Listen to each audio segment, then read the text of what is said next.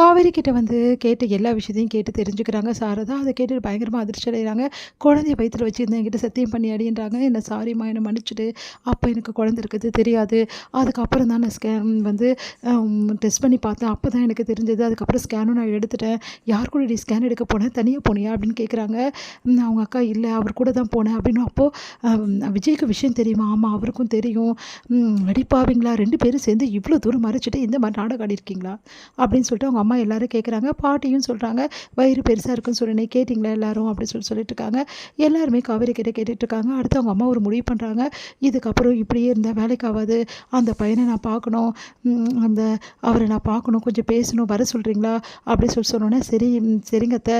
நான் போய் விஜய் உடனே கூட்டிகிட்டு வரேன். விஜயும் காவேரி கண்டிப்பாக சேர்த்து வைக்கணும் அப்படின்னு சொல்லிட்டு குமரன் என்ன பண்ணுறாரு போகிறாரு. குமரன் எவ்வளோ கால் பண்ணி பார்க்குறாரு. விஜய்க்கு ஃபோனே எடுக்கல. இங்கே விஜய் ரொம்ப மனசு கஷ்டத்தோடு இருக்காரு. ரோட்லேயே உட்காந்துட்டு மனசை கஷ்டப்பட்டு அழறாரு. ஏன் காவேரி என்னை இப்படி தவிக்க விடுற? ஏன்டி இப்படிலாம் பண்ணுற? அப்படின்னு சொல்லிட்டு அவரால் தாங்க முடியாமல் பயங்கரமாக அழறாரு. இங்கே வந்து கால் பண்ணிகிட்டே இருக்காரு. என்ன பண்ணுறதுன்னு தெரியாமல் குமரன் வந்து ரொம்ப டென்ஷன் ஆயிடுறாரு. ஒன்றுமே புரியல குமரனுக்கு.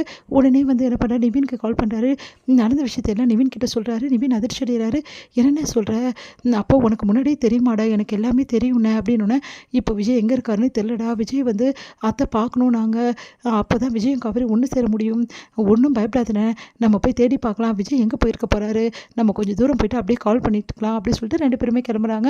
இங்கே வந்து விஜய் எல்லா இடத்துலையும் தேடிட்டே வராங்க. அப்போ வந்து விஜய்க்கு வந்து மறுபடியும் கால் பண்ணி பார்க்குறாங்க. ஒரு கட்டத்தில் விஜய் ஃபோன் எடுத்துடுறாரு. ஏன் விஜய் இப்படிலாம் பண்ணுறீங்க? இப்போ எங்கே இருக்கீங்க? அப்படின்னோடனே இந்த மாதிரி இந்த இடத்துல இருக்கேன் அப்படின்னு சொல்கிறாரு. உடனே விஜய் வந்து உடனே கிளம்பி வாங்கன்றாங்க. விஜய் வந்துட்டுருக்காரு.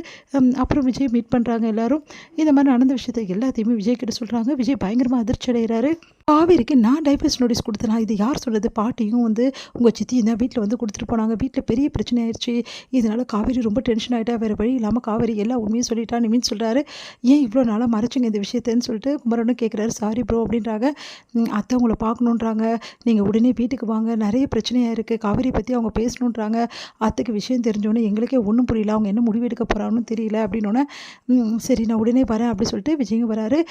விஜய் வந்து வீட்டுக்கு வந்தோடனே காவேரி பயங்கரமாக அழறாங்க. அப்படியே ஓடி போயிட்டு அப்படியே கையை பிடிக்கிறாங்க. ஏன் இப்படிலாம் பண்ணீங்க? என் மேலே கோபம் இருந்தால் என்ன வேணாலும் பண்ணலாமா அப்படின்றாங்க. அதுக்கு வந்து விஜய் நான் எதுவும் பண்ணல காவேரி. இந்த விஷயம் எனக்கு தெரியவே தெரியல. நான் ஏன் இப்படிலாம் பண்ண போகிறேன்னு சொல்லிட்டு இருக்கும்போதே ஒரு நிமிஷம் தம்பி அப்படின்றாங்க. சொல்லுங்க அத்தை அப்படின்னு சொன்னோன்னே, இங்கே பாருங்கள் தம்பி, ஏற்கனவே வந்து உங்கள் மேலே வந்து எனக்கு சரியான அபிப்பிராயம் கிடையாது. எப்போ காவேரியை நீங்கள் வந்து இந்த மாதிரி அக்ரிமெண்ட் போட்டு கல்யாணம் பண்ணீங்களோ அப்போவே வந்து உங்களை எனக்கு பிடிக்காமே போயிடுச்சு. ரொம்ப கஷ்டமாயிடுச்சு எனக்கு. இப்படிலாம் பண்ணுவாங்களான்னு சொல்லிட்டு என் புள்ள காசுக்காக தான் நடிக்க வந்தான்னு சொல்லிட்டு நான் ரொம்ப கஷ்டப்பட்டுட்டு இருந்தேன். ஆனால் அவள் நடிக்கலை. அவள் வாழ்ந்திருக்கான்ற விஷயம் எனக்கு தெரிஞ்ச உடனே எனக்கு ஒன்றுமே புரியல. அவள் நடிச்சுட்டு தான் இருந்திருக்கா. காசுக்காக தான் 2 பேருக்குள்ளே இருந்திருக்கு எல்லா உறவும் அப்படின்னு சொல்லிட்டு நான் நினச்சிட்டு இருந்தேன். ஆனால் இப்போ தான் புரியுது 2 பேரும் வாழ்ந்திருக்கீங்கன்னு சொல்லிட்டு. உங்களுக்கு வாரிசே உருவாயிருக்கு. இந்த அளவு நீங்கள் 2 பேரும் வாழ்ந்திருக்கீங்க. என்கிட்ட இந்த விஷயத்தை நீங்கள் முன்னாடியே சொல்லியிருந்தீங்கன்னா இதுக்கு நான் வேறு மாதிரி முடிவு எடுத்திருப்பேன். இவ்வளோ தூரம் வந்து பிரச்சனை ஆயிருக்காது. நீங்கள் தான் சொல்லாமல் விட்டுட்டீங்க அப்படின்றாங்க. சாரி அத்தை அப்படின்றாரு. இங்கே பாருங்கள், இவ்வளோ தூரம் என் பொண்ணுக்கு வந்து குழந்தையும் கொடுத்துட்டு இப்போ வந்து டைவர்ஸ் பண்ணுறேன்னா என்ன அர்த்தம்?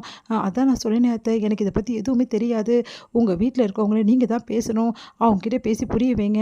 இந்த மாதிரிலாம் அவங்க பண்ணுறது ரொம்ப தப்புன்னு சொல்லுங்கள். முதல்ல உங்கள் விஷயத்த வீட்டில் சொல்லுங்கள். நாங்கள் வந்து சொன்னால் நல்லா இருக்காது. நீங்கள் தான் சொல்லணும். புரியுதா அப்படின்றாங்க. காவேரியோட குழந்தையும் மரியாதையை இங்கேருந்து நீங்கள் கூட்டிகிட்டு போகணும். அந்த மரியாதையோடு கூட்டின்னு போனால் மட்டும்தான் நான் அனுப்ப முடியும். அதுக்கப்புறம் இங்கே பாருங்கள், காவேரி நீங்கள் சேர்ந்து வாழணும் தான் என்னோட இப்போ விருப்பமும். குழந்தைக்காக நீங்கள் இப்போ சேர்ந்து தான் வாழணும். வேறு வழி கிடையாது அப்படின்ற மாதிரி சொல்கிறாங்க. அதை கேட்டு வந்து விஜய் வந்து தேங்க்ஸ் அத்தை அப்படின்றாங்க. உடனே வந்து சரி அம்மா நிஜமாவாம்மா அப்படி சொல்லிட்டு காவேரி ஓடி வந்து கட்டிக்கிறாங்க. நான் என்னடி பண்ணுவேன்? குழந்தை வந்து இருக்கும்போது அந்த குழந்தைக்காக நான் யோசிச்சு தானே ஆகணும் அப்படின்றாங்க. உடனே பாட்டி எல்லாருமே ரொம்ப சந்தோஷப்படுறாங்க. உடனே விஜய் வந்து என்ன பண்ணுறாரு, குமரன் வந்து கட்டிக்கிறாரு. விஜய் எனக்கு எவ்வளோ சந்தோஷமாக இருக்குது தெரியுமா? உண்மையிலே நீங்கள் அப்பாவை போகிறதுக்கு உண்மையிலே ரொம்ப சந்தோஷம் அப்படின்னு சொல்லிட்டு அப்படியே கட்டிக்கிறாரு. இங்கே பாரு தம்பிங்க, இங்கே பாருங்கள் தம்பி, என்ன பண்ணுவீங்களோ ஏது பண்ணுவீங்களோ தெரியாது. காவேரி உங்களோட குழந்தையும் மரியாதையாக இந்த வீட்டை விட்டு உங்கள் வீட்டில் இருக்கவங்க தான் கூட்டிகிட்டு போகணும். ஏன்னா இவ்வளோ நாள் பிரிஞ்சிருந்தாங்க. இதுதான் என்னோட முடிவு அப்படின்னோடனே நான் கண்டிப்பாக கூட்டின்னு போக வைப்பேன். என்னை நம்புங்க அப்படின்னு சொல்லிட்டு விஜய் உறுதி சொல்கிறாரு. எல்லோரும் நிம்மதி